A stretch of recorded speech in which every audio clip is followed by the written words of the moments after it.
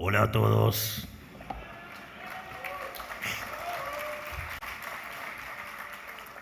Muchas gracias ADM por esta distinción, por estos regalos. Y hoy voy a dar una charla ligeramente distinta, una charla a la que no están acostumbrados a escuchar de mí. Y la charla, básicamente, lo que va a hacer es contar cómo nos hicimos amigos con Oscar. Después, básicamente, voy a hablar de la ópera Nabucco y el valor que tiene para un libertario la ópera Nabucco. Y después voy a hablar de uno de los tres seres más imponentes y maravillosos que pisaron esta tierra, que ha sido Moisés. Así es que básicamente ese es el formato de la charla que he diseñado para hoy, y lo que esto implica también para las ideas de la libertad. La única reflexión que voy a hacer en términos de economía estrictamente es la que voy a hacer ahora, y es que básicamente el crecimiento económico depende de las instituciones. El eje central son las instituciones, porque esas instituciones lo que están plasmando es el entramado y las bases morales de una sociedad. Por lo tanto, cuando una sociedad abraza valores como la envidia, el odio, el resentimiento, el trato desigual frente a la ley o hasta el asesinato, que es lo que hace el socialismo, termina en una catástrofe. Siempre, inexorablemente, porque va contra la naturaleza humana y va contra lo mejor de la naturaleza humana. Pero por otro lado, cuando abraza las ideas de la libertad, se prospera, porque el liberalismo es el respeto irrestricto del proyecto de vida del prójimo, basado en el principio de no agresión y en defensa del derecho a la vida, a la libertad y a la propiedad. Y cuando ustedes abrazan esos valores, solamente se puede ser exitoso sirviendo al prójimo con bienes de mejor calidad a un mejor precio. Es decir, aquellos que son exitosos en realidad son benefactores sociales. Por lo tanto, es fundamental el conjunto de valores que abraza una sociedad. Por eso ustedes, si han tenido la oportunidad de escuchar algunos de mis discursos internacionales, hago siempre la reflexión de abrazar los valores de Occidente, digamos, los valores que lograron la mayor hazaña civilizatoria que se pueda tener idea, y que justamente la base de esos valores, digamos, es Israel. Por eso, digamos, también el formato de mi política internacional, porque si no entendemos la lucha civilizatoria que se está dando, no entendemos lo que está pasando en el resto del mundo y no sabemos a lo que nos estamos conduciendo. Por algo, digamos, el marxismo cultural y la izquierda se asocian con el terrorismo y ataca justamente a nuestra base civilizatoria, porque es la forma de destruir los valores de Occidente. En ese sentido, cuando yo, digamos, era en mi otra vida, digamos, cuando era un economista serio, solía dar reportajes, y un día me hizo una nota Oscar, y en una de las veces que fuimos nos pusimos a hablar de ópera. Y una de las cosas que me propuso Oscar fue que fuera una vez por semana a su programa a hablar de ópera. Entonces yo elegía una ópera, elegíamos 3 áreas y hablaba de esa ópera y hablaba básicamente, digamos, de la historia de esa ópera y básicamente los valores que transmitía y todo. Y en ese sentido, la ópera más emblemática, la ópera que a mí más me marcó, por un hecho absolutamente casual, porque, digamos, de vuelta, el orden espontáneo juega, y por una cuestión azarosa, un amigo hizo su cumpleaños en una trattoria lírica, se llama Positano, la trattoria, y de repente se apagan las luces y entran un montón de personas con capas, máscaras y demás, y empiezan a hacer el vapenciero. Y entonces quedé muy impactado, y la primera ópera que escuché en mi vida fue Nabucco. Y después, bueno, digamos como que me radicalicé, como siempre. Entonces, para mí Nabucco es una ópera mucho más importante que haber sido la primera ópera que escuché. Y por eso, al margen de la belleza de la ópera, digamos desde lo estético, desde lo musical, desde el plano que quieran, me parece que es muy interesante conocer la historia que está detrás de esa ópera y lo que implica en términos de la libertad. La ópera Nabucco, que fue escrita por el maestro Giuseppe Verdi, es la tercera ópera de Verdi. Verdi era un joven maestro que hace una primera ópera en La Scala y resulta un éxito rotundo. Y hace una segunda ópera y entre una cosa y la otra, con la mujer del dueño de La Scala, bueno, pasaron cosas. Pero bueno, el señor Verdi estaba casado. Mientras que está componiendo su segunda ópera, muere su hijo y muere su mujer. Evidentemente, en ese contexto, Verdi, la ópera claramente no fue una de sus mejores obras, y la ópera se convierte en un verdadero fracaso. Como consecuencia de ello,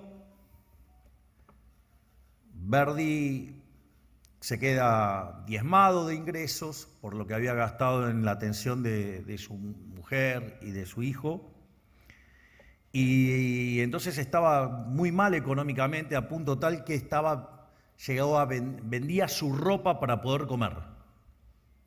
Estaba en una situación absolutamente extrema. Y un día, viajando en el carruaje, el dueño de La Scala y su mujer, se acerca un escritor y le da el libreto de Nabucco. Y entonces la mujer le dice a su pareja que insistentemente que la ópera se la diera el joven maestro Verdi. Y el señor, luego de la pérdida que había tenido con la segunda ópera de Verdi, no lo quería ver a Verdi ni en foto. Pero bueno, digamos, la mujer, parece que tenía gran poder de convicción y la ópera efectivamente se la dieron a Verdi. La ópera Nabucco, básicamente, en el fondo es una ópera, de protesta. Porque básicamente la ópera narra la ocupación de Israel a manos de los asirios, o sea, a manos de Babilonia. Y en ese momento Italia estaba ocupado por los austrohúngaros. Es decir, con lo cual la ópera traza un equivalente, traza una analogía, un paralelo entre la ocupación de Israel a manos de Babilonia y la ocupación de Italia a manos de los austrohúngaros. De hecho,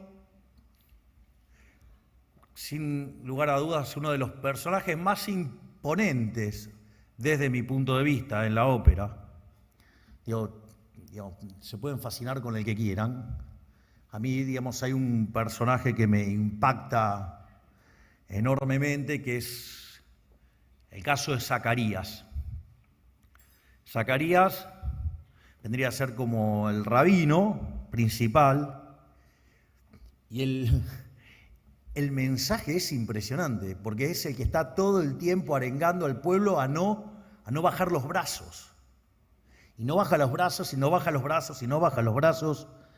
Es muy fuerte el mensaje de Zacarías pidiendo al pueblo que siga sosteniendo la pelea, que, digamos, o sea, la libertad, digamos, de algún modo iba a llegar. Obviamente que la ópera después es como una ópera, o sea, y algunas cosas son muy difíciles de poner en el formato de la ópera. Entonces, digamos, no puede hacer, digamos, que se muera Nabucco, que venga Ciro y que Ciro el Grande sea quien, digamos, le devuelve la libertad a Israel. Pero es muy interesante el recurso metafórico que usa Verdi para esto, porque básicamente en un momento, digamos, Nabucco cae en una suerte de herejía y donde exige a todos que se postren frente a él, porque él no era solamente el rey de Babilonia, el rey de los asirios, sino que él era Dios. Y ahí le cae un rayo y lo deja tirado. Al margen de esa situación, que básicamente después empieza la reconstrucción de la historia y, digamos, el personaje, digamos, lo libera al pueblo de Israel justo cuando estaba al borde de ser exterminado, digamos, que es cuando viene el vapenciero. Pero bueno, es un recurso metafórico que utiliza Verdi para no estar explicando todo este tipo de cosas vinculadas a la historia, digamos, para mantenerlo atractivo. En ese contexto, cuando suena el vapenciero, la gente, internaliza plenamente lo que estaba transmitiendo el vapenciero. Y era la esperanza de los italianos de poder liberarse de los austrohúngaros. A punto tal que es tan clara la metáfora que la gente empieza a sacar las banderas y empieza a gritar ¡Viva Verdi! Pero no tanto por Verdi, sino porque Verdi, cuando ustedes en las paredes escribían ¡Viva Verdi!, porque era Vittorio Emanuele, rey de Italia. Por eso, digamos, la galería que está enfrente, digamos, o si ustedes creen, la escala está atrás de la galería Vittorio Emanuele, justamente por eso. Y en ese contexto empiezan a sacar banderas y empiezan a gritar ¡Viva Verdi! ¿Y quién estaba en el teatro? Estaba el rey de los austrohúngaros.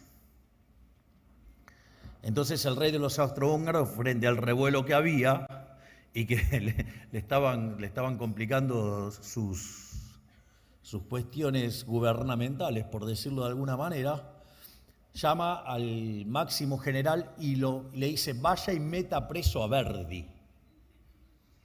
Entonces va a meterlo preso a Verdi, y después de un rato vuelve el general de los austrohúngaros y vuelve sin Verdi. Entonces el rey de los austrohúngaros le dice: pero le dije que lo traiga a Verdi. ¿Por qué no trajo a Verdi? Porque está dirigiendo la ópera. Entonces, obviamente la idea era meterlo preso cuando terminaba la ópera, pero la gente se lo llevó en andas. Algo parecido a lo que pasa en una película de Sylvester Stallone, que se llama Escape a la Victoria. Digamos, y no es casualidad.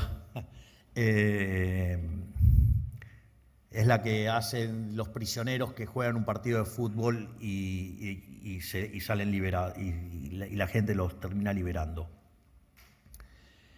Y no es casualidad, ¿no? Porque esa película eran los nazis contra los aliados. y cuando le quieren robar el partido cobrando un penal ilegal, la gente empieza a cantar la Marsellesa. Y cuando Stallone ataja el penal, se lo llevan en andas. Bueno, digamos, vean, digo, Stallone comprende plenamente la batalla cultural. O sea, si no, miren Rocky IV, digo, comprende plenamente de qué se trata. Y eso, y después, de hecho, cuando Verdi muere en 1901, él quería que nadie se enterara, quería, digamos, que su velorio fuera una ceremonia muy, muy reservada, pero la gente se enteró, entonces fue y se llevó el féretro y se lo llevó cantando el Va Pensiero hasta el cementerio. Y por eso durante mucho tiempo el Va Pensiero fue el himno de Italia, y cuando se reconstruye, bueno, después tienen el himno que tienen ahora. Y de hecho hay algunos, digamos, que están pidiendo que el himno de Italia vuelva a ser el Va Pensiero. Es decir, que es una historia vinculada a la libertad. Y la historia vinculada a la libertad que está atrás es la historia del pueblo que más testimonio ha dado de la lucha por la libertad. El pueblo más perseguido de la historia y que siempre logró imponerse. Digo, no hubo grande que no intentara destruir a Israel y no pudieron. Es increíble. Más fuerza del cielo imposible. Pero, por lo tanto, ahora voy a entrar en la tercera parte, que es la discusión, digamos, sobre Moisés y sobre, digamos, lo que fue la salida de Egipto. Una de las cosas maravillosas que me pasaron durante la campaña es que yo, digamos, usé como búnker un hotel, y un hotel que pertenece a un gran amigo que se llama Eduardo Elstein, y el hotel se llama El Libertador, y casualmente los colores son violeta, que son los colores de la Libertad Avanza. Y obviamente que el Libertador, la referencia es a Moisés. Y entonces, ¿por qué es importante? Porque una vez que Moisés recibe, digamos, el mandato de Hashem, del Creador, para liberar a su pueblo,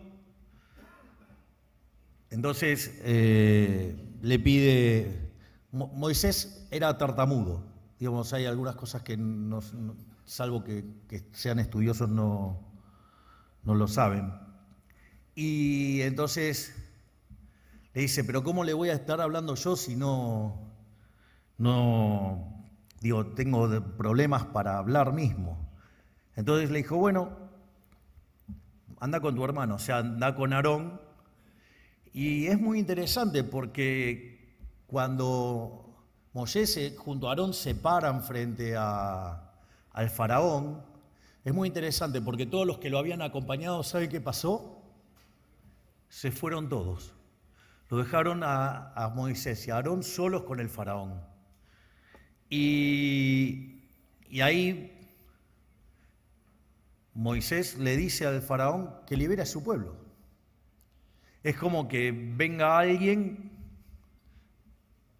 con su hermano, va ahí y se para frente a lo que sería la suma de China, Estados Unidos y Rusia y le diga, ¿me liberás? Porque digo, mi pueblo merece ser libre. Y obviamente que el faraón no accedió. Entonces ahí fueron cayendo las distintas plagas sobre Egipto, a punto tal que en un momento, digamos, después de la plaga que se lleva a los primogénitos, el faraón cede y deja que se vaya. Ahí también hay algo muy interesante, porque para tener idea de lo difícil que es pelear por las ideas de la libertad, todos creen que salió todo el pueblo hebreo de Egipto, y eso es falso. En la Torá consta que solamente 1 de cada 5 salieron. Es decir, solamente el 20% de los hebreos dejaron Egipto. Es decir, prefirieron el pescado gratis.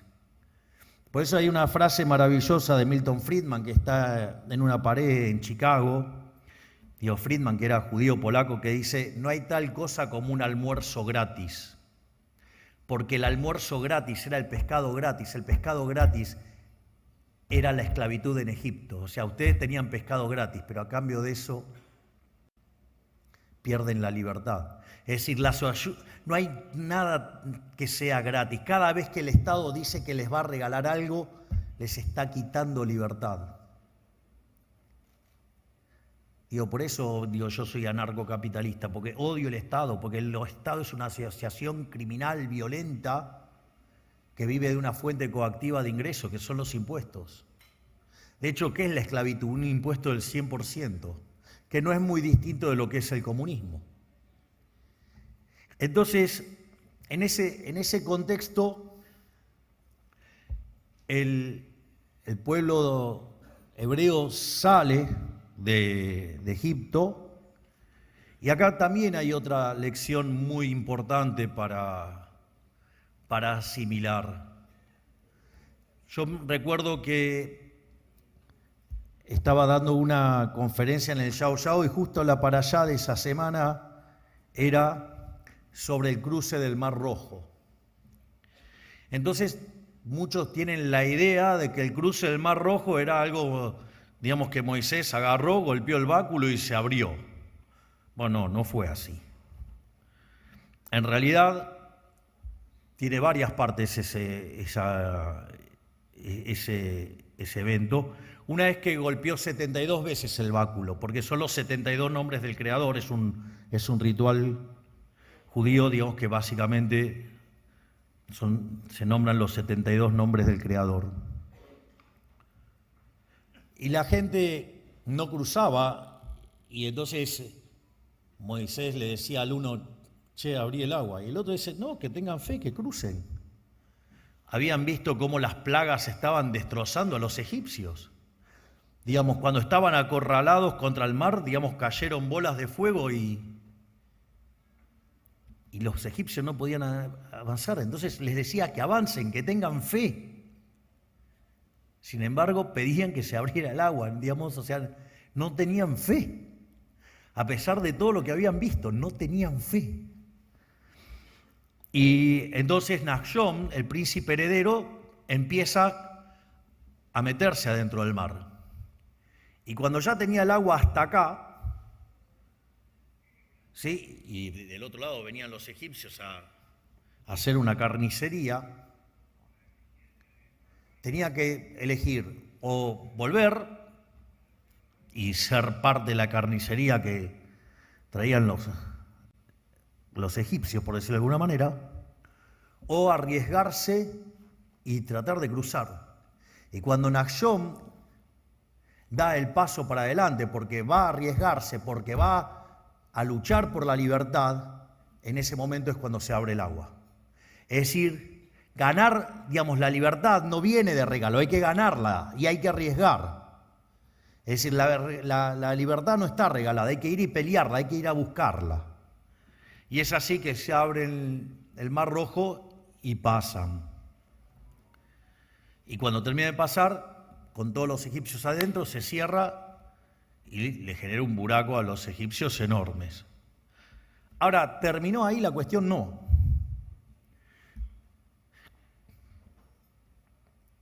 La realidad es que ir, digamos, desde el Mar Rojo hasta donde está Israel, digamos, no son más que 6, 7 días. Sin embargo, se tardó 40 años. Y eso también tiene un sentido.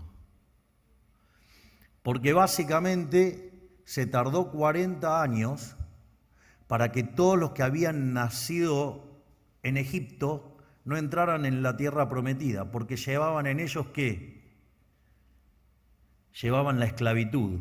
O sea, entonces tenía que ser personas que ya hubieran nacido en libertad. Por eso, digamos, son los 40 años. Y que tampoco, digamos, fue tan fácil, porque a pesar de todo lo que había ocurrido, o sea, Moisés no estaba libre de críticas. Es decir, a pesar de todo lo que habían vivido, digo, o sea, había críticas a Moisés. Y entonces, por ejemplo, si Moisés se levantaba temprano, decían que estaba peleado con Séfora, con su mujer. Si se levantaba tarde, decían que estaba haraganeando. Y si se levantaba en punto, decía que se levantaba en punto porque no tenía nada que hacer. Así es que, digamos, cuando dicen que yo no acepto la crítica, no es que no acepto la crítica. ¿Cómo no voy a aceptar la crítica? Si criticaban a Moisés, o sea, a mí me valen todas las de la ley. Lo único que pido es que cuando me critiquen lo hagan con la verdad, no con la mentira. Y no solo eso, no solo que fue duramente criticado, sino que además tuvo que enfrentar rebeliones, que es como lo que ocurrió con Corá. O sea, básicamente, una de las cosas que ocurre en un momento, uno de los generales, digamos, se rebela contra Moisés, le dice, ¿por qué, digamos, sos vos el que tenés el poder? O sea, ¿por qué no tiene otro? Entonces, dice, bueno, ok, digamos, mañana esto lo hablamos, y entonces se organizan toda una revuelta para desplazarlo a Moisés. Y cuando eso ocurre, al otro día, se abre la tierra y se los traga, digamos, la tierra, y desde la tierra gritaban, Moisés tenía razón, se cierra y sigue el camino. Por lo tanto, lo interesante de haber hecho esto y contado esto es el valor de la libertad, contarles lo importante de los valores de Occidente, porque los valores de Occidente son los valores de la libertad, y que si nosotros abrazamos esos valores, que son los del capitalismo de libre empresa, vamos a prosperar, vamos a poder tener un futuro maravilloso. No solo eso, también entender que aun cuando ocurran cosas milagrosas, va a haber una parte que no quiere, que tiene miedo. O sea, digo, la libertad, digamos, implica también un acto de coraje.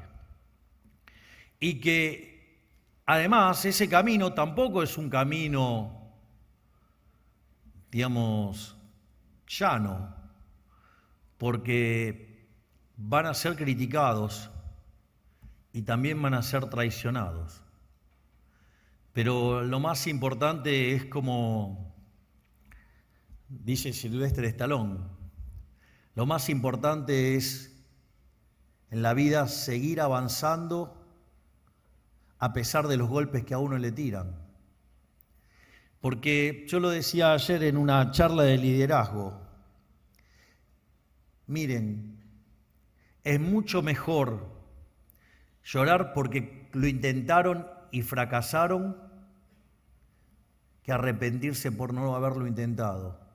Por lo tanto, frente a todas las adversidades, peleemos por las ideas de la libertad, porque si no lo hacemos lo vamos a lamentar. Si sale mal, por lo menos lo intentamos, pero si sale bien, vamos a dejar un mundo muchísimo mejor. Muchísimas gracias y ¡viva la libertad, carajo!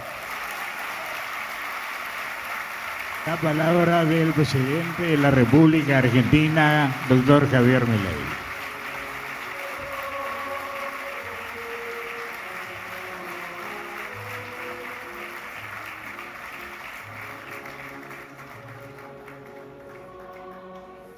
aplauso para el señor Milei.